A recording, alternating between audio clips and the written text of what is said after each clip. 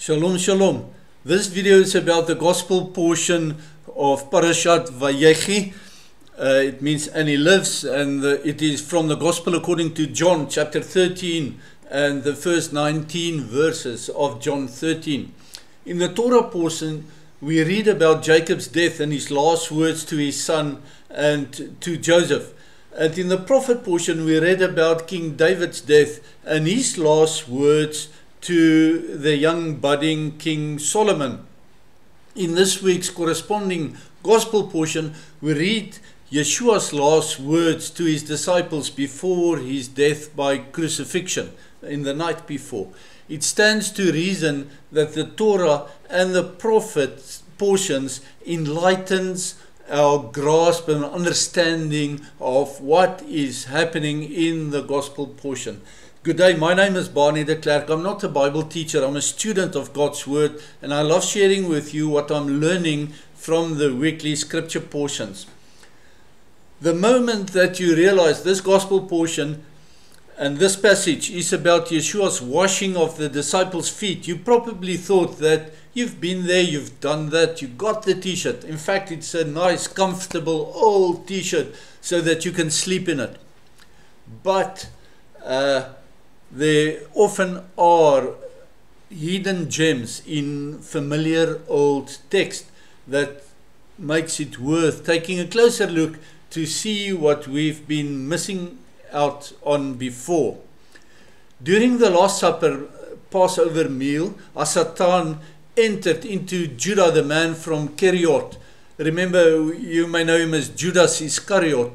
Judas is the Greek form of the Hebrew name Judah, and because the Greeks add an S to the name, and Keriot Ish means the man from Kerioth is the name of a town south of Jerusalem in Israel and in biblical times. So Satan entered into Judah, the man from Kerioth's heart, to betray Yeshua even at the beginning of the Last Supper. And it's a mouthful, so I'll quickly explain. The Last Supper is a meal before the start of a one-day fast, or traditionally it's a 25-hour fast to make sure it's at least one day long. The reason why it's called a last meal or a Last Supper is because it's the last meal before this fast. And this particular fast, just before the Passover, is known as the fast of the firstborns, or the fast for the firstborns.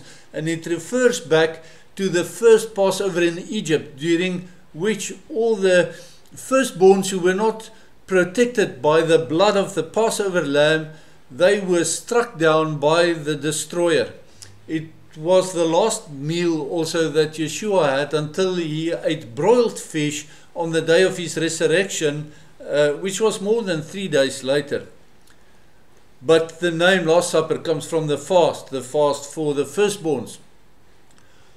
All but one of Yeshua's 12 disciples were Galileans. The Galilee is north of Jerusalem. The odd one out, his name was Judah, or in Greek Judas. He hailed from a town called Keriot in the south of the Judean territory, south of Jerusalem. And the dynamic that we spoke about last week in all three Torah, prophets and gospel portions, the dynamic between Joseph and Judah, it played itself out between this guy called Judah and between the Messiah, who was the son of Joseph, Messiah. Remember, I'll explain, there are expected two Messiahs. The one is the son of David, and the other one is the son of Joseph. Joseph Messiah is the son of Joseph. Messiah is the suffering servant, and the son of David Messiah is the conquering King of Kings. And so you understand that Yeshua in his first coming was the son of Joseph, the suffering servant Messiah. So the dynamic between Judah, the betrayer, and the son of Joseph is still in play here, and it concludes what we read in the previous 2 weeks' scripture portions. According to a recent discovery or unveiling of a so-called Gospel of Judas, Judah was a nationalist who hoped for the son of David Messiah to kick the Romans out of Israel. And in fact, this was a fairly widespread general hope at the time. And that's when Yeshua was, for instance, welcomed on Palm Sunday into Jerusalem. The crowd expected the son of David Messiah. They did not understand that his first coming was as the son of Joseph Messiah. And Judah's strong nationalism is what opened the door for Hasatan to possess him. And immediately I want to say not all nationalism is bad. My statement here refers to Judah specifically, that his nationalism opened the door for Hasatan to enter into him. It's not of general application. Judah had the best of intentions to force Yeshua's hand in taking on that role of son of David Messiah. And he did not grasp that Adonai's salvation plan was for the son of Joseph Messiah to first come and suffer and serve. We all know that the road to hell is paved with good intentions, and that is certainly true for Judah, the man from Keriot, who was the odd one out of amongst the 12 disciples. Odd one out, unfortunately, also with his with regards to his salvation, because Yeshua prayed in the night or two before this that he looked after and saved all of his disciples except the one who have to be lost. Yeshua knew that the Father gave all things in his hands. The text says so. And he came from Elohim and he was returning to Elohim. You read that in John 13 verse 3. Now I mention this because we tend to skip over this verse in our hastily assumption that we know the passage of Yeshua washing the feet of his disciples so well. So let's tarry on that for a moment and look a tab deeper. The Father gave all things into Yeshua's hands. In last week's Torah portion, we read how Pharaoh gave all things over to Joseph's hands. In fact, in Genesis 41 verse 44, we read that Pharaoh said that no man may lift his hands or his feet without Joseph's permission to do so. And in application of that prophecy from Genesis 41 verse 44, here when Yeshua said that the Father gave all things over into his hand, we can extrapolate that no man may lift his hands in labor or in worship if it's not aligned with Yeshua's will for that man to do so. What it means, misaligned labor and even misaligned worship is a sin. And also no man may lift his feet or walk in another way other than Derech Yeshua. All other ways lead to death. And this is a command to us to live according to Yeshua's ways. Yeshua's way is a narrow interpretation of the Torah. That is Derech Yeshua. And when we walk in Derech Yeshua, we have the authority to pray and act in Yeshua's name. He gave us the authority to pray in his name. So for 2,000 years, people who falsely wore the Christian label practiced horrific persecution of Adonai's chosen people. Those people and their actions were never sanctioned by Yeshua, and those deeds were under the guidance of the evil one. Those deeds, like the deeds of Judah, the man from Keriot, in betraying Yeshua, those deeds will not go unpunished. Yeshua came from Elohim. The opening verses of the gospel portion of John explains it the best. So please read that for yourself. What I want to add here from these verses is that Yeshua was from God. Yeshua's pre-existence is confirmed, that he is eternal and he is divine. He was designated the light of the world on the first day of creation, and he will be the King of Kings when creation passes away. In creation, Yeshua was known as Elohim Et, the Aleph Tav. It's hidden in our Bible translations. You have to look at the Hebrew saying, in the beginning created Elohim Et, the Aleph Tav, the heavens and the earth. The Et, the Aleph Tav, is not translated there, and it's not translated in many other places in the Bible. But eventually, in the book of Revelation, it is revealed who the Aleph Tav is, the beginning and the end. The letter Aleph represents God in a very complex thing. It is Aleph can be broken down into a Vav and two Yod, so 3 letters in one. It's the Trinity.